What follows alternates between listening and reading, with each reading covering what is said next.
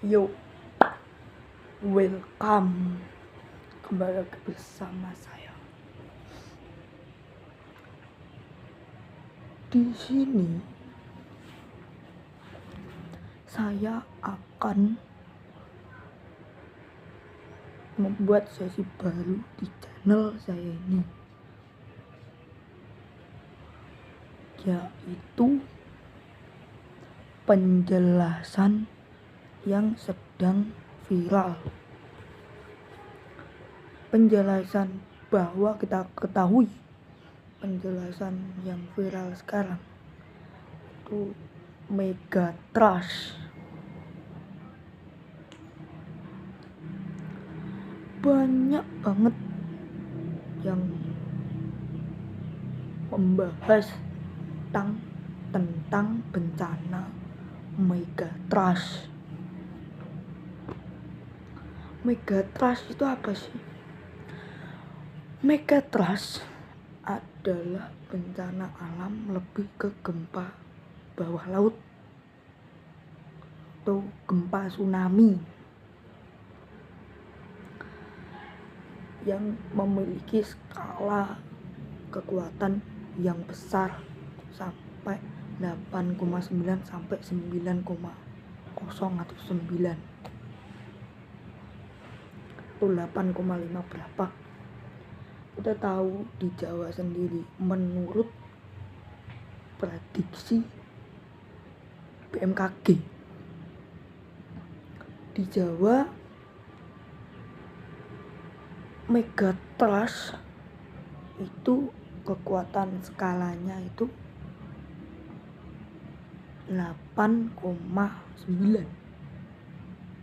Kalian bayangin aja betapa besarnya kekuatan gempa. Gila sih, gila. Nah, banyak yang menjelaskan tentang mengenai mega trust ini ya teman-teman. Banyak sekali yang menjelaskan mengenai mega trust. Apakah mega trust itu akan terjadi? BMKG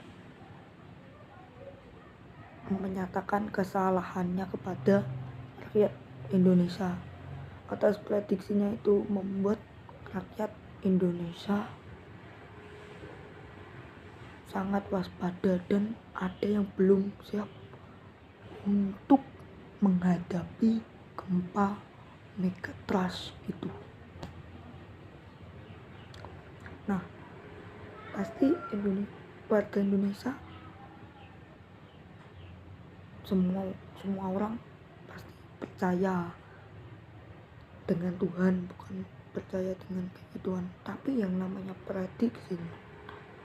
Aku pun percaya dengan Tuhan, tapi yang namanya prediksi itu pasti akan terjadi, tapi tidak separah yang diprediksikan. Jadi BMKG itu memprediksi gempa mega trust itu separah itu. Tapi menurut penerawangan, banyak tuh orang-orang yang memiliki kemampuan menerawang. Contohnya ya anak-anak indigo gitu, enggak banyak anak indigo enggak bisa saya sebutin. Contoh Kak Steven, nah itu meramalkan Steven Pandel ya, Kak Steven Pandel itu meramalkan menerawang mega trust itu akan terjadi, namun tidak separah yang dibayangkan. Ada gempa besar, ada, tetapi nggak separah itu. Ada tsunami yang gombang-ambing, tapi tidak separah, menurut BMKG tidak separah itu. Kan BMKG tuh separah banget ya, 8,9 tuh di Jawa sendiri 8,9, 8,5, di Bali 9,0 atau 90. Gila, skalanya berapa besar. Dan banyak orang yang memiliki kemampuan begituan. Aku curiga dengan ramalan Prabu Sri Aji Joyoboyo juga. Ramalan kita tahu, ramalan Sri Aji Joyoboyo itu udah banyak yang terjadi. Dulu tahun dulu zaman kerajaan Kediri, zamannya Joyoboyo itu berjaya dengan ramalannya. Dia tuh meramalkan bakal ada pesawat, tuh terjadi dong. Ada kereta tanpa jalan, artinya kereta tanpa kuda, contohnya mobil, tuh terjadi banyak, dan lain-lain tuh terbukti. Yang udah nggak patuh pemerintah deh, nggak patuh kan bumi bakal itu terjadi sama ramalan yang Prabu Sri Aji Joyoboyo. Aku curigakan ramalan Joyoboyo yang bikin merinding banget nih, Pulau Jawa akan terbelah. Ramalan Joyoboyo yang bikin merinding, Pulau Jawa akan terbelah. Wah, tuh, merinding. Tepatnya di Gunung Selamet. Tepatnya itu di Gunung Selamet, terbelahnya titik di situ. Jadi apakah kemungkinan, banyak yang menyatakan juga ramalan Joyoboyo ini adanya hubungannya dengan Megatrust ataupun prediksi BMKG besar sekali. Adapun yang menyatakan Sabdo Palon nagih janji 500 tahun dulu. Jadi gini, kita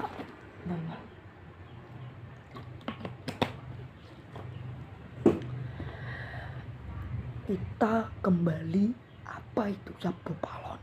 Nah, Sabdo Palon tokoh zaman dulu, kerajaan lah, tokoh zaman dulu lah, Eyang Semar. Ada perjanjian dengan Syekh Subakir di Gunung Tidar sana. Ada perjanjian di Gunung Tidar. Perjanjian kan kita tahu ya, Gunung Tidar itu pakunya tanah Jawa. Ada perjanjian di situ, Sabdo Palon dan Syekh Subakir. Ceritanya Sabdo Palon itu ingin menyebarkan agama kejawen atau Hindu. Kebalikannya, Syekh Subakir akan menyebarkan agama Islam. Lalu itu pertama agama Islam sebelum Wali Songo ya, Syekh Subakir itu yang menyebarkan. Nah, Eyang Semar di situ mengalah dan membuat perjanjiannya.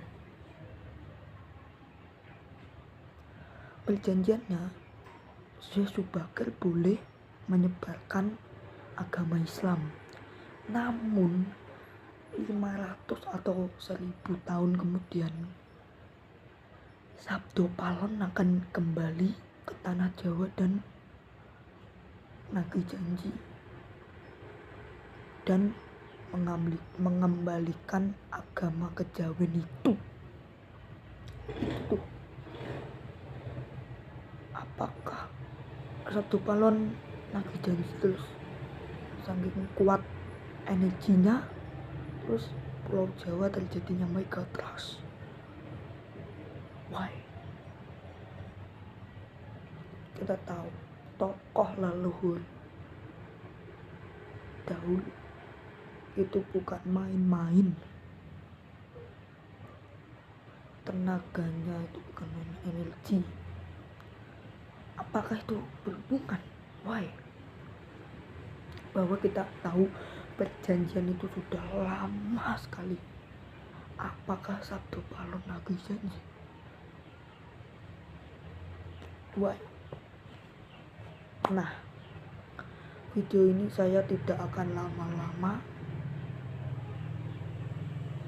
Kalian percaya atau tidak terserah kalian. Yang penting waspada.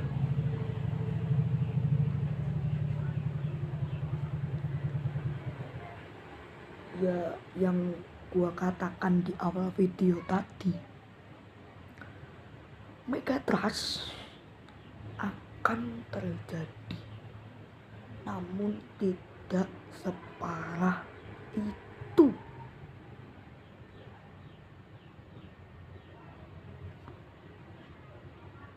Akan terjadi, namun tidak separah yang kita bayangkan. Namun tidak separah menurut BMKG.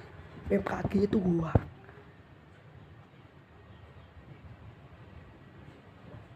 Tidak separah yang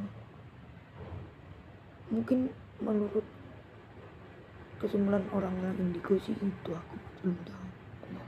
Yang penting semakin kita menjaga lingkungan sekitar, tidak membuang sampah sembarangan dan mencintai alam, dan makin banyak menanam pohon, itu tidak akan terjadinya Megatrust. Karena bencana Megatrust itu terjadi karena ulah manusia sendiri yang tidak cinta dengan lingkungan sekitar.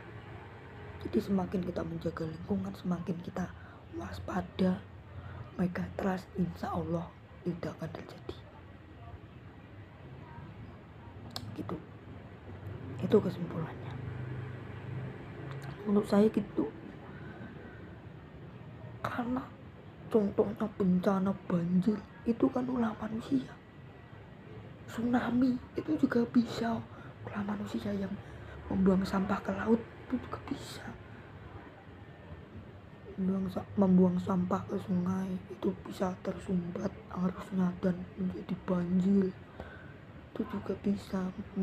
Apalagi membuang sampah ke bendungan, mati itu lampunya sekampung. Kita pasti tahulah bendungan ada yang pembangkit listrik tenaga air itu bendungan. Kalau kita membuang sampah ke bendungan itu, generator tidak bisa bekerja memutar, itu tersumbat oleh sampah. Ya udah, kita tidak akan mempunyai listrik. Jadi bencana alam itu tuh perbuatan kita sendiri. Jangan kita berpikir lagi tentang Megatrust. Megatrust itu mungkin akan terjadi, namun kalau kita semakin menjaga lingkungan itu tidak akan terjadi. Akan pun terjadinya Megatrust